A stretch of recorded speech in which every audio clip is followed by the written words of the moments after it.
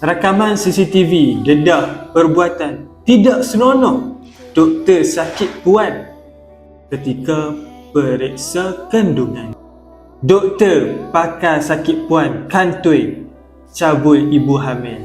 Auzubillahi min zalik. Buat ibu-ibu yang mengandung ni, aku nasihatkan tak payahlah nak pergi hospital ke. Kalau nak pergi juga, kalau boleh lah, request lah doktor tu perempuan. Kalau lelaki macam ni lah, bahaya. Bukannya apa, sekarang ramai yang tidak menahan diri. Allahu Akbar. Na'udzubillahi min zalik. Kejadian ni berlaku di Indonesia, tapi bukanlah di negara kita ni, di tanah Melayu ni.